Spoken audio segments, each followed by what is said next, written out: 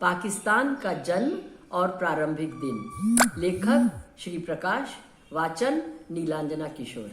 Chapter 16, Mahatma ji की हत्या की भूमिका। मेरे सार्वजनिक जीवन का सबसे दुखद वर्ष सन 1948 का था, जब मैं पाकिस्तान में भारत का उच्चायुक्त था और कराची मेरे कार्य का केंद्र रहा। जैसे जैसे दिन बीतते गए वैसे वैसे अधिकाधिक दुखद घटनाएं ही होती रहीं।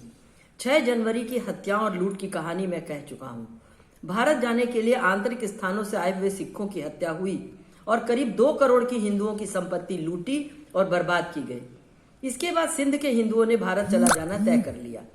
प्रदेश की आबादी 40 लाख की थी, उसमें 15 लाख हिंदू थे। भारतीय उच्चायुक्तालय के कर्मचारियों का दिन रात यही काम था कि इन हिंदुओं को सुरक्षा के साथ भारत पहुंचाने का प्रबंध करें। स्त्री, पुरुष, बच्चे सभी चले जा रहे थे। स्थिति गंभीर थी, पर उसका सामना करना ही था। उसी समय समाचार आने लगे कि महात्मा गांधी के प्राण संकट में हैं। ऐसे कुछ आतताई पैदा हो गए हैं जो चाहते हैं कि वे संसार से उठ जाएं। यह दुख की बात है कि यद्यपि गांधी जी ने अनुभव किया कि अब मेरी बात कोई नहीं मान रहा है, तथापि वे इस आशा से कि संभवतः मैं इस स्थिति में भी देश के हित के लिए कुछ कर सकूं, सार्वजनिक कार्यों में बराबर रस लेते रहे। इससे उनके विरोधियों के दुर्भाव और भी दृढ़ हो गए। मैं तो ऐसा ही विचार करता हूं कि संसार के बड़े बड़े हितैषियों के जीवन में भी ऐसा समय आता है जब उनकी उपयोगिता समाप्त हो जाती है। एक प्रकार से पृथ्वी ही उनके पैरों के नीचे से सरक जाती है। दूसरे लोग आकर दूसरे विचारों का प्रचार करते हैं और पृथक रूप से आचरण भी करते हैं। देश के संचालन का कार्य ये उठा लेते हैं। महापुरुषों को चाहिए कि वे इस वस्तुस्थिति को माने और समझें और ससम्मान स्वयं ही पृथक हो जाएं। इससे पूर्व पुरुषों ने जो व्यक्तिगत जीवन के लिए आश्रम की व्यवस्था की थी, उसका यही अर्थ है। अपनी मृत्यु के 27 दिन पहले उन्होंने मुझसे स्वयं कहा था कि मेरा तो सारे जीवन का कार्य मिट्टी में मिल गया। सांप्रदायिक एकता के लिए उन्होंने अपने जीवन की बाजी लगा दी थी और सांप्रदायिक आधार पर देश का विभाजन उनके हृदय पर लगातार आघात पहुंचा रहा था। उस समय भी वे यही विश्वास करते थे कि संभवतः मैं अब भी कुछ कर सकूं जिससे स्थिति संभले। मुझे स्मरण है कि 2 पारसी मित्र कराची आए थे जो जिन्ना साहब के लिए गांधी जी का संदेशा लाए थे कि गांधी जी जिन्ना साहब से मिलना चाहते हैं। जहां तक मुझे याद आता है, बहुत यत्न करने पर भी ये लोग जिन्ना साहब से नहीं मिल सके। जिन्ना साहब बहुत कम लोगों से मिलते थे, उनसे मिलना कठिन था। मेरी इन मित्रों से बराबर मुलाकात होती थी। ऐसा प्रतीत होता है कि उन्हें साधिकार बतला दिया गया था कि जब तक गांधी जी स्वयं अपने को भारत का गवर्नर जनरल नहीं बना देते, तब तक जिन्ना साहब उनसे नहीं मिल सकते।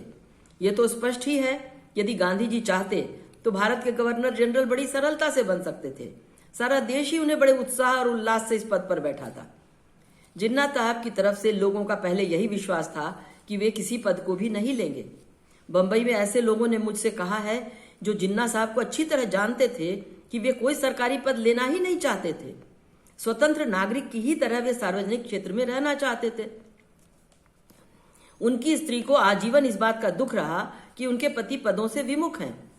लॉर्ड सिंह के बिहार के गवर्नर होने के बाद यह विश्वास किया जाता था कि दूसरा भारतीय गवर्नर कोई मुसलमान ही होगा। जिस तरह लॉर्ड सिंह का रहन सहन बिल्कुल अंग्रेजी ढंग का था, उसी प्रकार जिन्ना साहब का भी था और यही समझा जाता था कि मुसलमानों में सबसे प्रवीण होने के कारण यही मुस्लिम राज्यपाल होंगे। कहते हैं उनकी पत्नी को भी यही आशा थी और वे बड़ी निरुत्साहित हुई जब उन्होंने देखा कि जिन्ना साहब की इधर कोई प्रवृत्ति ही नहीं है। ये सब सुनी हुई बातें ही मैं कह रहा हूं, मेरे पास इसका कोई प्रमाण नहीं है। कराची की घटनाएं और वातावरण से मुझे ऐसा जरूर प्रतीत हुआ कि अपने जीवन की ऐसी परंपरा के बाद सरकारी पद पर बैठने में उन्हें कोई प्रसन्नता नहीं हुई। संभवतः है उन्होंने इसमें कुछ हल्कापन प्रतीत किया। वे ऐसा चाहते हुए मालूम हुए कि जिस व्यक्ति को वे अपना सबसे बड़ा प्रतिद्वंदी समझते हैं और जो स्वतंत्रता की स्थिति में भी कोई पद नहीं ले रहा है, उसे पद लेने पर बाध्य किया जाए। जिन्ना साहब का ऐसा विचार हो सकता था कि जिस प्रकार सार्वजनिक जीवन में गांधी जी की और मेरी बराबरी है, उसी प्रकार सरकारी जीवन में भी हो। ऊपर से जिन्ना साहब ऐसा कहते हुए प्रतीत होते थे कि वे बराबरी से उसी व्यक्ति से बात कर सकते हैं जो उनके बराबर को है। वे किसी दूसरे से ऐसा नहीं कर सकते। गवर्नर जनरल तो गवर्नर जनरल से ही बात कर सकते हैं, किसी साधारण नागरिक से नहीं। वे पारसी मित्र कराची में ही थे और प्रयत्नशील भी थे कि जिन्ना साहब गांधी जी से मिलना स्वीकार कर लें। जब महात्मा जी की मृत्यु का दुखद समाचार वहां पहुंचा, तब ये मित्रगण संतप्त और भग्न हृदयों को लेकर वापस चले गए। यह आश्चर्य की बात है कि भारतीय हिंदू तो प्रायः यह समझते थे कि महात्मा जी तो मुसलमानों का पक्षपात करते हैं। विभाजन के भीषण दिनों में भी हिंदुओं के कष्टों से अधिक मुसलमानों का कष्ट उन्हें पीड़ा देता है। छोटी सी मस्जिद के ध्वंस होने से वे अधिक संतप्त होते हैं और बड़े से बड़े मंदिरों और गुरुद्वारों के नष्ट होने के समाचार से वे उदासीन रहते हैं। पर ऐसे लोगों ने जो जिन्ना साहब को अच्छी तरह जानते थे, मुझसे कहा है कि वे देश के अनन्य नेता होने की आकांक्षा रखते थे। पर जब गांधी जी आए और उन्होंने जनसाधारण का हृदय यकायक और संपूर्ण रूप से अपनी ओर आकर्षित कर लिया, तो जिन्ना साहब के कार्यक्रम को बड़ा धक्का पहुंचा। आरंभ से गांधी जी और वे साथ ही साथ काम पर करते हुए दिख पड़े, पर शीघ्र ही उनमें पृथकता हो गई। गांधी जी के अद्भुत आचरण और उससे भी अधिक अद्भुत विचारों से जिन्ना साहब को घृणा हो गई। साधारण मुस्लिम समाज जिन्ना साहब के आचार विचार के कारण उनसे सशंक रहता था, पर पीछे वे ही उनके अनन्य नेता हो गए। अंग्रेज इनका समर्थन करने लगे, क्योंकि विजित जाति में भेद पैदा करके ही विदेशी राज्य कर सकता है। मुझे तो अब तक कोई ऐसा अंग्रेज नहीं मिला जो हिंदुओं और मुसलमानों के शोचनीय मतभेद की समस्या में, जिससे पाकिस्तान की स्थापना हुई, जिन्ना साहब का पक्ष ना ले। जब मैं आसाम का राज्यपाल था, मुझे लुइस नाम के अंग्रेज मिले जो उस समय ऑयल कंपनी के प्रमुख थे। इनकी बातचीत से मुझे ऐसा प्रतीत होता था कि वे अपने को देश का राजा समझते हैं और इनका मत ये था कि आसाम राज्य में बिना इनकी अनुमति से कुछ न हो। मुझे उनसे कहना पड़ा कि एक देश में दो राजा नहीं हो सकते और दो के आदेश नहीं माने जा सकते। मैं तो चाहता हूं कि यहां मेरा शासन चले, आपका नहीं। एक बार राजनीतिक स्थिति और देश के विभाजन के संबंध में बात होने लगी। मैंने बड़ी सादगी के साथ ये कहा कि आश्चर्य की बात है कि जिन्ना साहब को गांधी जी के प्रति इतना विकार रहा। इस पर वे बड़े उत्तेजित हो गए।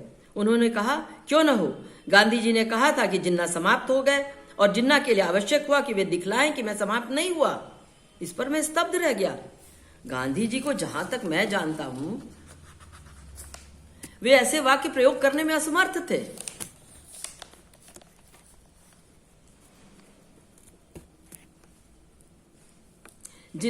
लुइस साहब मुझसे कहते रहे कि जिन्ना साहब ने तो लंदन में अपने को स्थापित करना ही निश्चित कर लिया था, वहीं वकालत करने के लिए मकान आदि का प्रबंध कर लिया था।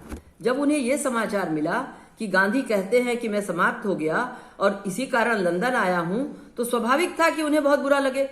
तो उन्होंने यहाँ का अपना सारा कार्यक्रम छोड़ दिया। वे भारत आए और गांधी जी को बतलाया कि मैं समाप्त नहीं हुआ हूं।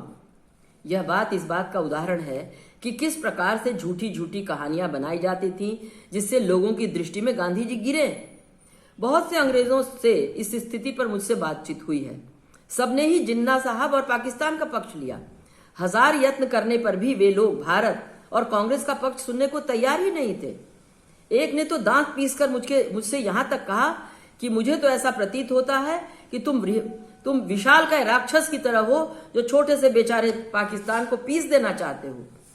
ऐसे लोगों से अधिक बहस करना व्यर्थ था, पर मेरा तो निश्चित मत है कि अंग्रेजों ने यहां से जाने के पहले देश का विभाजन करके अपने 300 वर्षों का कार्य स्वयं ही खराब कर दिया।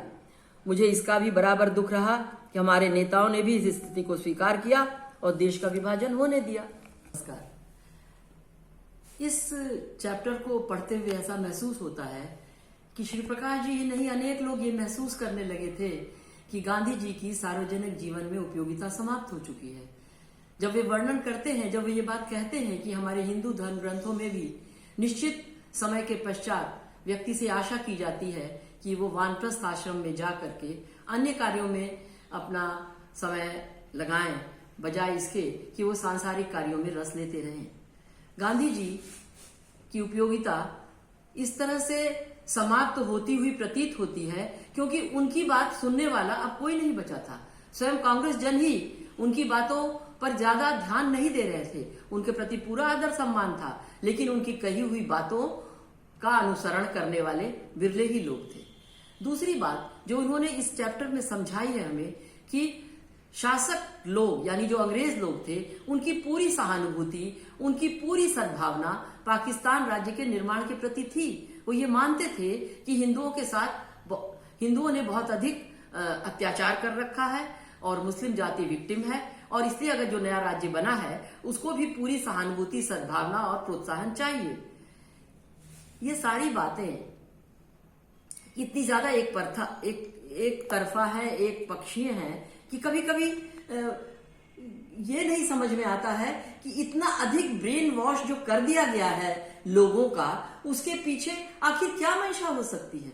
और तारीफ की बात यह है कि जैसा पिछले चैप्टर्स में भी कहा गया है कि लॉर्ड माउंटबेटन तक को वो शिष्टाचार या सुविधा या सम्मान नहीं दिया गया जो उन्हें मिलना चाहिए था, क्योंकि वो तो पाकिस्तान की भावना के बहुत बड़े समर्थक थे।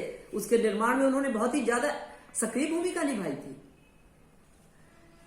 बहरहाल जिन्ना और गांधी जी की जो वैचारिक वैमनस्य और एक दूसरे के प्रति जो कहना चाहिए लव हेट रिलेशनशिप है, खासतौर पे जिन्ना साहब के मन में, ये बहुत ज्यादा इसमें व्यक्त होता है। और शायद ये एक प्रकार की पूर्व पीठिका थी कि जब गांधी जी के प्रति लोगों के मन में उपेक्षा, कभी कभी तिरस्कार, कभी कभी घृणा और कभी कभी घोर विरोध की भावनाएं जन्म लेने लगी थी। नमस्कार।